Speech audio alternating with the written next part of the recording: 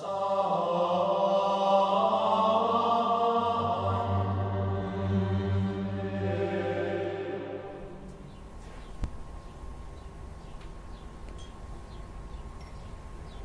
everybody to Holy and Smoking, to another rant, or ramble, sorry. I've said rant the past few days. No, this is a ramble, because I like ramble. I like the word ramble. So, and today, for my ramble, I am smoking, let me get the name right here. This is the Epicurean Carnavale Toro. Again, under the House of Emilio, sent to me by Gary Griffith at Emilio Cigars. So, again, thank you, brother. Super awesome.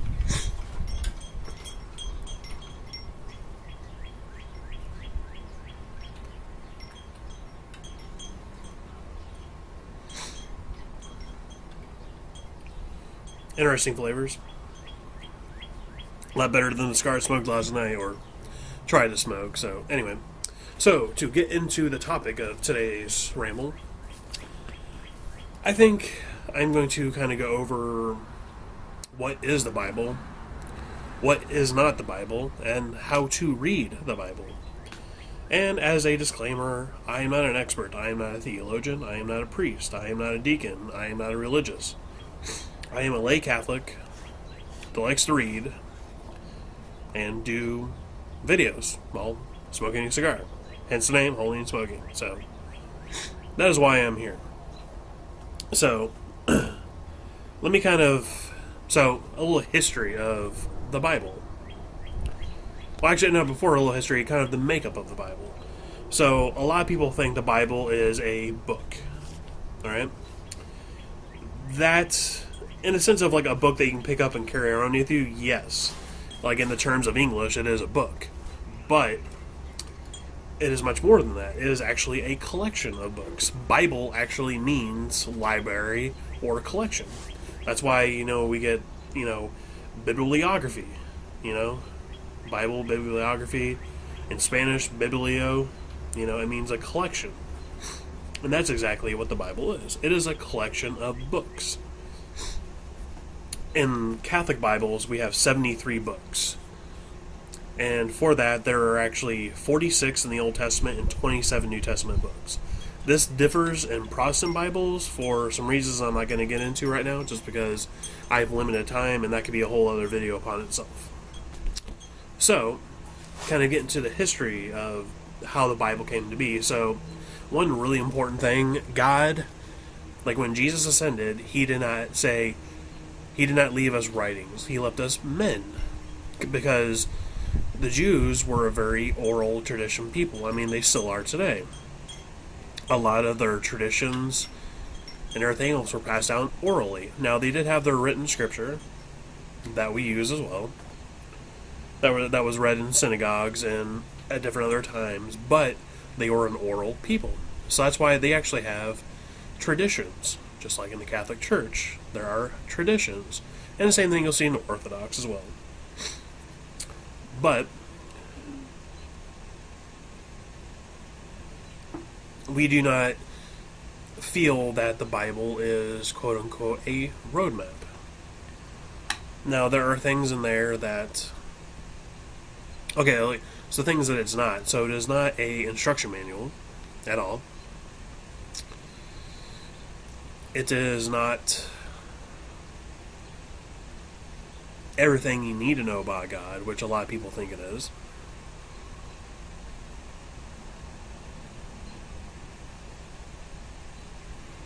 But what it is a collection of books, divinely inspired, written by human hands, that is a love story for God and His people. And actually, I got that quote from somebody, and I cannot remember who it was. It's probably Scott Hahn, because I listen to a lot of him. It is a love story for God and His people. In the Old Testament, it was for God and the Israelites, His chosen people, His firstborn, the one He loved above all else. And contrary to belief, the Jews are still God's firstborn. We should have utmost respect for them. They are, for us Christians, they are our elder brothers. They came before us. God revealed Himself to them first. So everybody who in the world who is a Christian that is not of Jewish descent, we are Gentiles. God did not choose us first. So we should have the utmost respect for our Jewish brothers and sisters because they came before us. And we should love them because they worship God just as we worship God.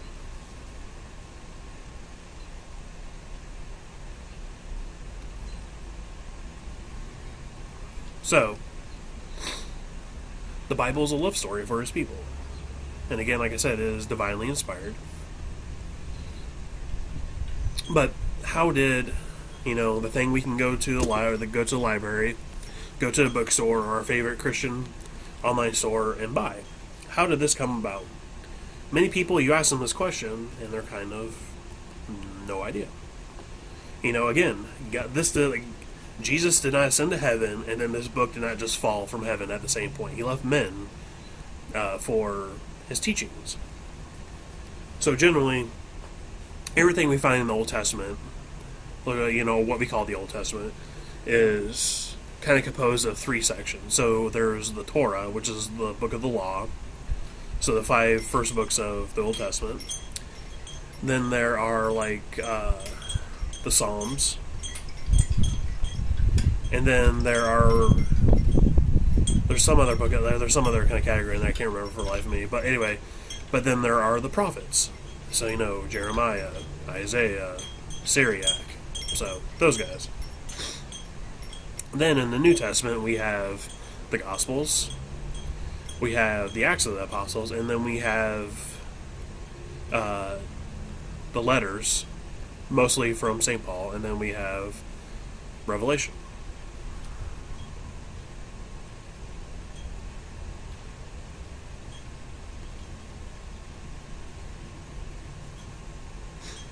So, that's generally the composition of the Bible. It's a collection of books. Now, a lot of people, when they want to go read the Bible, they will take it very literally. So, actually, no, here, let me back up, because I was kind of going with where the Bible came from. So,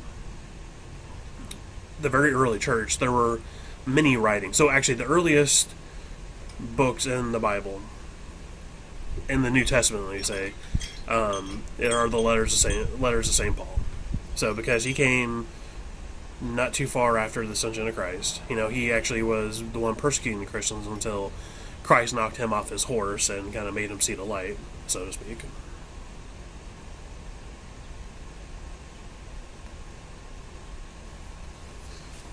It's windy out here, and this thing's not wanting to burn very well, so let me correct it real quick.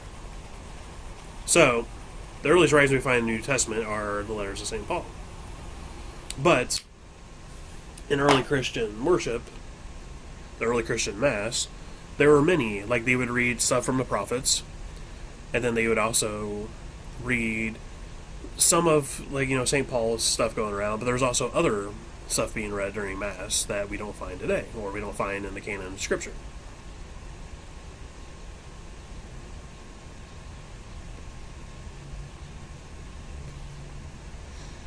So, and these would be certain letters from certain bishops. So there really wasn't a feel at the time of what was divinely inspired. And this kind of all took a change in the year 367 when St. Athanasius, he came up with a list of 73 books that he felt was divinely inspired.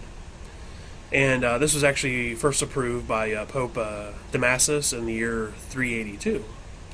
And then there's also a council in Rome the same year who approved this as well. And again, in later council, so the Council of Hippo in 393, and then the councils of Carthage in 397. They all said, all the bishops of the church came together and go, yes, these books are divinely inspired. And they even looked at a lot of the books that had been read, or letters and stuff that had been read in early, and they kind of looked at what had been taught, what was the core belief, and then what did these letters represent that. And not saying that a lot of these letters are bad or anything like that. I mean, you can still find them today and read them. They're great sources for the early church, but they were not deemed to be divinely inspired. So, in a nutshell, that's kind of where the Bible came from.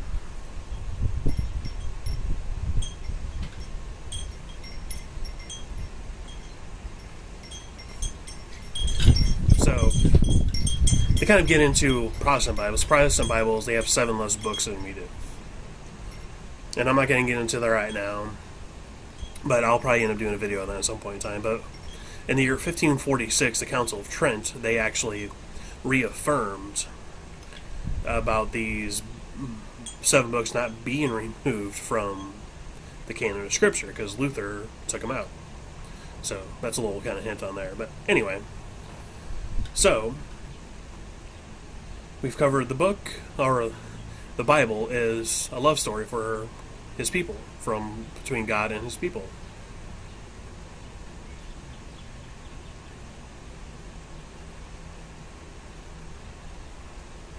So, when it comes to reading the Bible, here's a general kind of rule, generally for new Christians or somebody who's never read the Bible before, which actually is what I'm doing right now on my Scripture and Smokes. You want to start with the New Testament. Start with the Gospels. There's 4 of them. The first 3 Gospels, so Matthew, Mark, and Luke, they kind of go in order, so chronological order. And then John is a very it's a very prophetic type of gospel. If you were to read the Gospel of St. John, and then also Revelation, who was written by John as well, there are abundance of similarity, which is the reason they think it is written by the same person. So, you don't want to read through that, then read the Apostles, or the Acts of the Apostles, and then go through and read all the letters. And then you can go and read the Revelation, but my one word of warning for Revelation: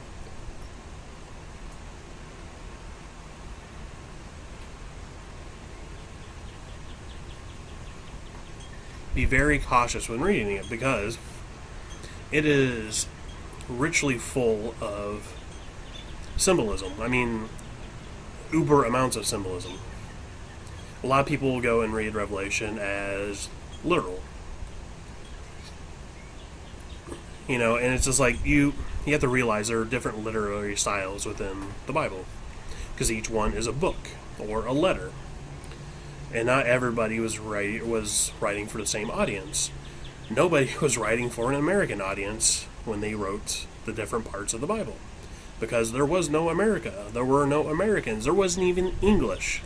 So, on that, you cannot take the things literal. Now, granted, we have translations into English, and the translators did their best job. Well, depending on which translation you're reading. But reputable translations, they did their best job to try to convey in our language what the original authors meant.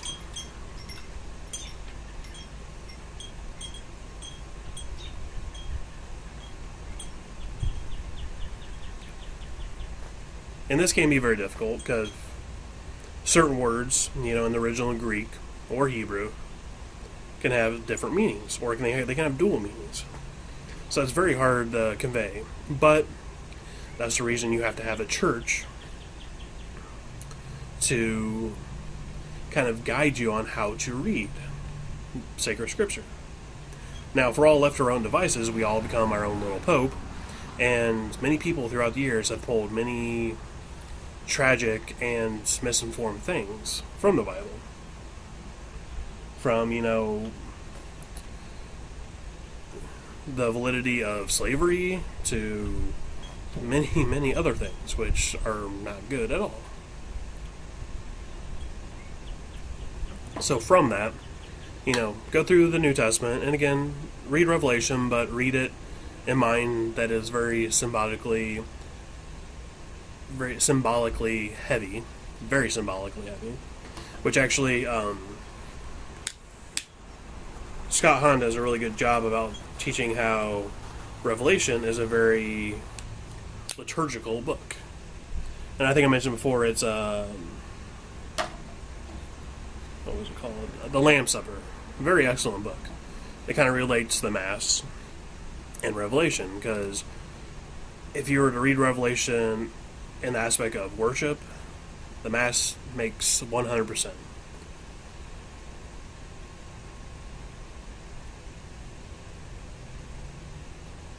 So, when it comes to the Old Testament, in which I have not read all the Old Testament, I've read most of the New Testament, which is again one of the reasons I'm doing the Scripture and Smoke, so I can read through it. I would start with Genesis, because I've read through Genesis and Exodus and Kings for the most part, and through the years I have read through all the Psalms. Not all the way through, because for quite a long time, when I was single, I did the Liturgy of the Hours of Breviary. And I did that for a few years. And then a couple years ago, I was doing it again. And then I just started picking it back up again just as a kind of a daily meditative and prayerful exercise. So I've read through all of them. One really good book to read in the Old Testament, if you just want to read something that's beautiful and it's not very long. Actually, I don't know if it's in the Protestant Bibles or not, but it's called Song of Songs. It is a love poem, and it is absolutely beautiful.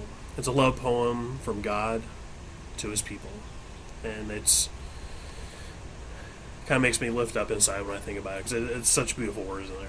So, anyway, I would go through, and there are some books, like Numbers. It could be kind of heavy and difficult, I guess. And same with the Proverbs. Proverbs is one of those things you want to read in little snippets.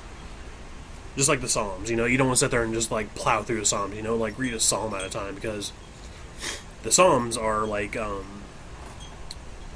they're songs. This is pretty much what they are. They were meant to be sung during service, through worship and everything, and that's what they're meant.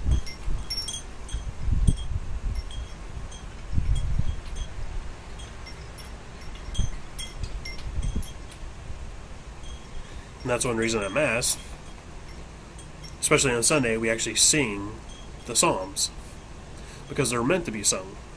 So, anyway. But always remember,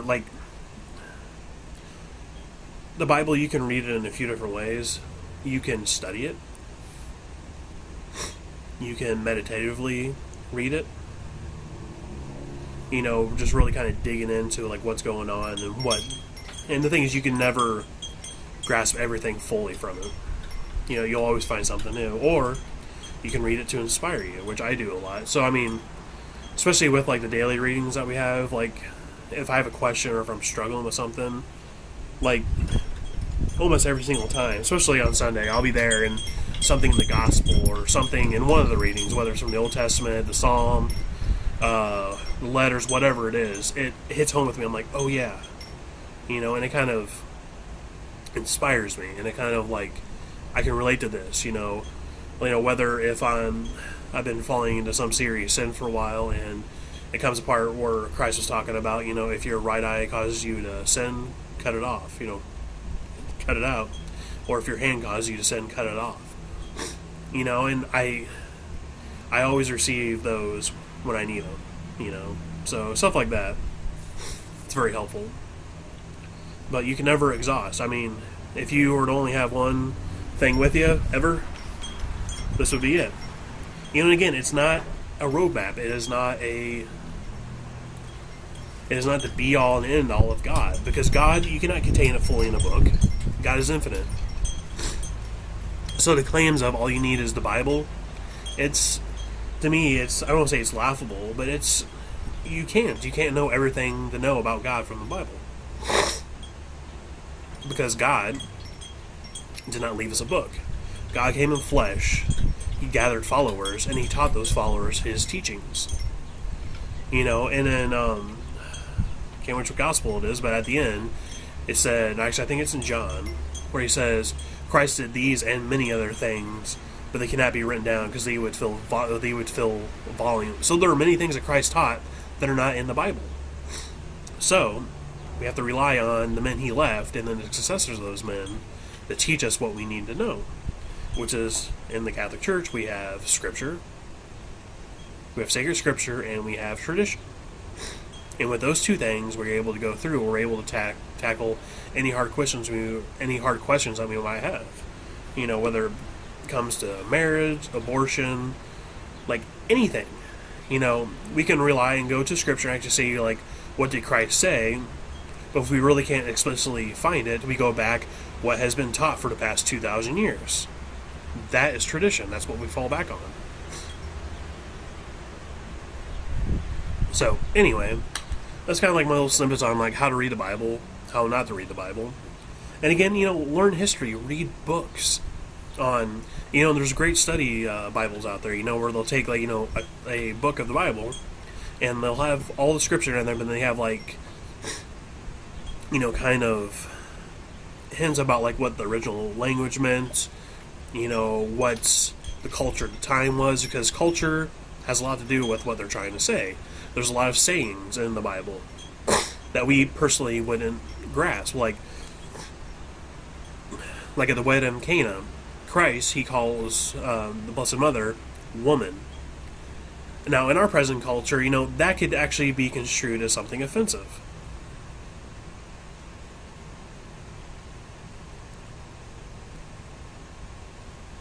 But calling her woman is a reference to Eve, who was woman. So it's kind of foreshadowing that, or not foreshadowing, but kind of hinting that the Blessed Virgin Mary is the new Eve, just as Christ is the new Adam. So anyway, there's a saying called typology as well, so I'm going to get into that a little bit. So again, this is just a ramble, so it's me kind of going on. But typology is kind of how things in the New Testament were, like, foreshadowed in the Old. Like, there are many symbols in the Old Testament for New Testament things, like baptism, for example. Like Noah, the flood's coming and it cleanses the earth. Or, I'm having a complete brain fart now. Moses going with the Israelites through going through the sea. When it's parted, they're going through the water, and they're going to their new life. Just as baptism gives us new life. And also another big one is the manna that they ate. That was a bread that came down from heaven, but they still perished. Christ is the new bread that came down from heaven, where we will have everlasting life. There are certain things like that. And there's many, many others that I personally don't know, but those are some of the big ones. But anyway, I'm going to let you guys go. I hope that kind of gave a little bit of insight. It kind of let me ramble a little bit while I'm out here smoking a cigar. Actually, a very nice cigar. Which I thought it was tunneling or something, but it is windy out here, so the wrapper's having trouble burning. And plus, I'm talking a lot.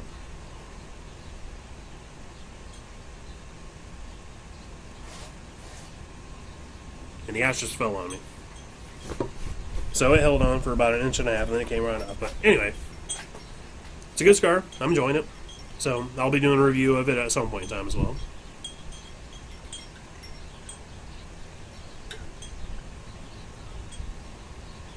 But this thing's really beefy too. I mean, it's a box press, but it's like a log, man. It has some heft to it. So again, everything under the House of Millie I've smoked so far, fantastic. So I'll be reviewing this at some point in time. Hope you enjoyed my little ramble about what the Bible isn't. Gave a little history of it.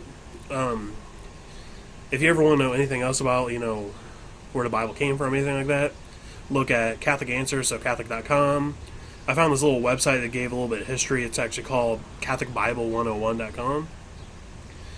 It's a Catholic apologetics. I really haven't looked through it very much, but I mean, their little section on history is very nice. So look at them. EWTN has a really good stuff on there. Always again, look for good, reputable Catholic apologists and theologians and priests out there who do, podcasts, they do videos, they do blogs. Look for them. Because again, they're better experts than I am, but hopefully I can give you a little clip and a little snippet of what I think and what the church teaches. So anyway, God bless. I will be back. I don't know whenever God inspires me to come back, which will probably be tomorrow because I enjoy doing these. So, God bless everybody. I love everybody. Hope your Easter season is going well, and I will talk to you guys later.